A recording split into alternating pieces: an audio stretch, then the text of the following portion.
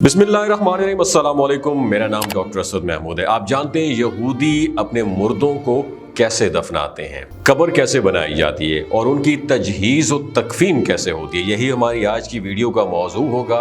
और आज की वीडियो में हम आपको यहूदियत के हवाले से मुर्दों के साथ जो सलूक किया जाता है उसके बारे में आपके साथ डिस्कस करेंगे। नादरीन, यहूदियत में तजहीज़ और तकफीन से मुराद वो आमाल और रसूमात हैं जो किसी यहूदी की वफ़ात के बाद उसे दफनाने से पहले सरअंजाम दिए जाते हैं। यहूदियत में मौत को जुज़्व हयात और मनशाए इज़्ज़ती तस्लीम किया जाता है।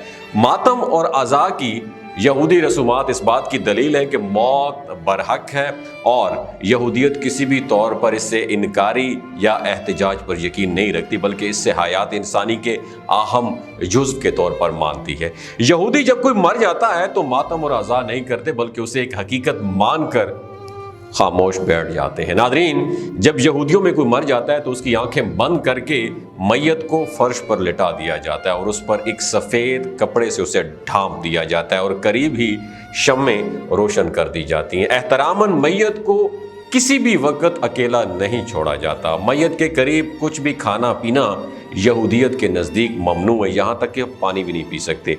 इस अकीदे के मुताबिक यहूदी कहते हैं कि चूंकि मरने वाला अब इन तमाम फंक्शंस को परफॉर्म नहीं कर सकता, लिहाजा उनकी रूह को उनके सामने पानी पीने से तकलीफ होगी। नादरीन, मैयत के करीब मौजूद रहने वाले को शोमीरम कहा जाता है। ये एक इब्रानी लफ्ज़ है और ज़्यादातर यहूदी बरादरों में, जो यहूदी बरादरी होती है, उस बरादरियों में रज़ाकारों की एक मखसूस जमात होती है जिसे शिरवा कादिशा यानी मुक़द्दस लोग कहा जाता है, जिनके ज़िम्मे तजहीज़ और तकफीन की रसूमात अदा करना होती है। यानी आम यहूदी और जो उनके रिलेटिव्स होते हैं, अजीज़ व अकारब, तजहीज़ और तकफीन की रसूमात अदा नहीं करते, बल्कि एक मखसूस जमात जिससे शिरवा कादिशा कहा जाता है वो तजहीज़ और तकफीन की रसूमात अदा करते हैं। लिहाजा कोहन को मैयत वाले कमरे या जगह पर मौजूद होने की इजाज़त नहीं होती।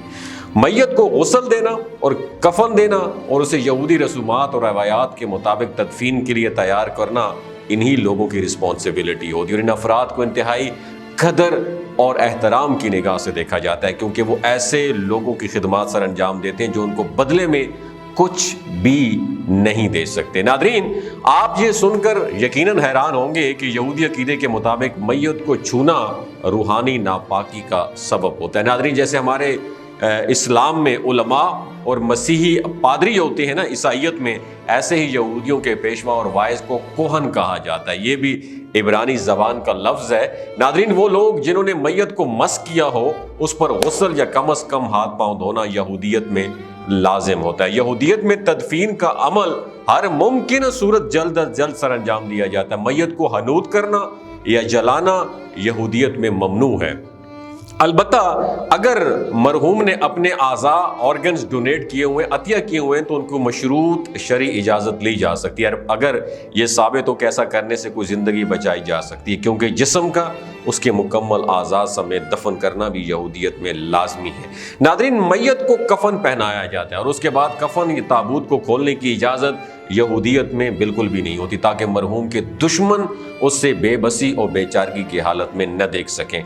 मैयत के ऊपर एक शाल डाल दी जाती है जिसे तालीत कहा जाता है। नादरीन, यहूदी अक्सरियत वाले मुल्क इसराइल में ताबूत इस्तेमाल करने का रिवाज अब नहीं है, और अगर किसी वजह से ताबूत इस्तेमाल किया जाए तो उसमें सुराख रखे जाते हैं ताकि खाके अर्ज, जो ज़मीन की मिट्टी है, इससे मैयत का ताल्लुक, कनेक्शन बरकरार रहे। नादरीन, एक इंतहाई अजीब व गरीब रस्म जो है यहूदियत में पाई जाती है, वो रस्म ये है कि मरने वाले के करीबी अजीज़ एक मुट्ठी भर मिट्टी भर के ना, मुट्ठी भर मिट्टी जो होती है उसको भर के उसके कफन में उसको डाल देते हैं। और ज़्यादातर अगर बाप है तो बेटा, और अगर बेटा है तो बाप या सगा भाई एक मुट्ठी भर जो मिट्टी होती है उसके कफन में डाल देंगे। नादरीन, ये इसलिए किया जाता है कि यहूदियत का ये अकीदा है कि मरने वाले का जिस्म मिट्टी में मिल जाएगा, इसलिए उसका कोई करीबी रिश्तेदार उसके जिस्म पर मिट्टी डाले, और इसी वजह से कफन में एक मुट्ठी मिट्टी डाली जाती है। नादरीन, यहूदियत की तारीख का अगर स्टडी किया जाए तो पता चलता है कि यहूदी जो मुर्दा शख्स है उसको आम तौर पर उसी दिन दफनाते थे जिस दिन उसकी मौत वाक़ होती थी। उसकी दो वजूहात थी। پہلی وجہ یہ تھی کہ مشرق وسطیٰ کے گرم موسم میں لاشیں جلدی گل سڑ جاتی تھی، اور دوسری وجہ یہ کہ اس زمانے میں لوگوں کا خیال تھا اگر وہ لاش کو فوراً نہیں دفنائیں گے تو وہ مردے اور اس کے گھر والوں کا احترام نہیں کر رہے ہوں گے۔ انجیل میں اور اعمالوں کی کتاب میں 4 ایسے واقعات کا ذکر ہوا ہے جن میں ایک مردے کو اسی دن دفنایا گیا جس دن وہ مر گیا، اور کچھ صدیاں پہلے حضرت یعقوب علیہ السلام کی بیوی راخل سفر کے دوران فوت ہو گئی، اور اللہ کے نبی حضرت یعقوب علیہ السلام نے ان کی لاش کو گھر واپس لانے کی بجائے بیت الحم کے راستے میں اسے دفن کر دیا۔ ناظرین، تاریخ سے ظاہر ہوتا ہے کہ یہودی لوگ لاش کو دفنانے کے لیے بہت سی تیاریاں کرتے ہیں۔ مردے کے دوست اور گھر والے لاش کو نہلاتے تھے، اس پر خوشبو لگاتے تھے، تیل ملتے تھے اور اسے کپڑوں میں لپیٹتے تھے۔ آس پڑوس کے لوگوں کو گھر والوں سے افسوس کرتے تھے اور ان کو تسلی دیتے تھے، مگر ماتم اور عزا نہیں کرتے تھے۔ ناظرین، بہت سے یہودی خاندان ان جو ہے نا قدرتی غاروں میں قبریں بنایا کرتے تھے یا پھر چٹانوں میں غار کھودتے تھے اور ان میں اپنے مردوں کو دفناتے تھے۔ اسی طرح وہ ایک ایسے دستور پر عمل کرتے تھے جو ان کے باپ دادا نے قائم کیا تھا۔ حضرت ابراہیم علیہ السلام، حضرت سارہ سلام اللہ علیہ، حضرت اسحاق علیہ السلام، حضرت یعقوب علیہ السلام، ان کے خاندان کے دوسرے لوگوں کو شہر جبرون کے نزدیک مغفیلہ کے غار میں دفن کیا گیا تھا۔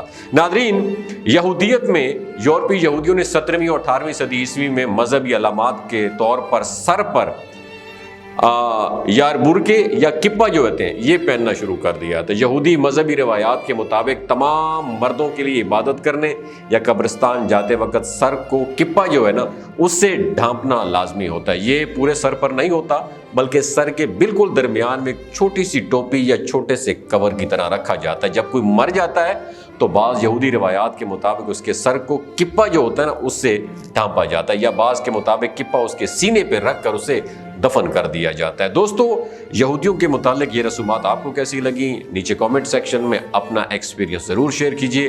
اپنا اور اپنے ساتھ جڑے رشتوں کا خیال رکھیے۔ اللہ ایک انفارمیشن آپ کے ساتھ شیئر کرنا چاہتا ہوں کہ جو گلگت بلتستان کے لوگ ہیں نا ان کی ایوریج عمر 90 سال سے بھی زیادہ ہوتی۔ You know Y?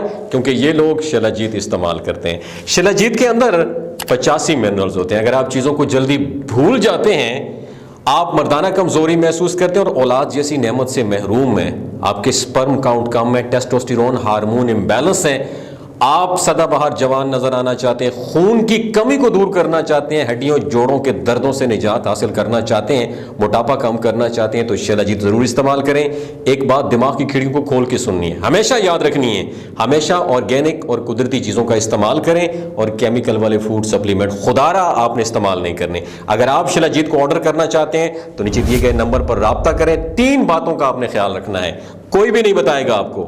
حاملہ خواتین، ہائی بلڈ پریشر میں مبتلا افراد اور 15 سے جو 20 سال کی نوجوان نسل ہے جو غیر شادی شدہ ہے، ایوی سیکشول پاور کو بوسٹ کرنا چاہتی ہے تو ڈاکٹر کی ایڈوائس کے بغیر شلاجیت استعمال نہ کریں۔ باقی سارے لوگ بے دھڑک گرمیوں اور سردیوں میں استعمال کر سکتے ہیں۔ بہت شکریہ۔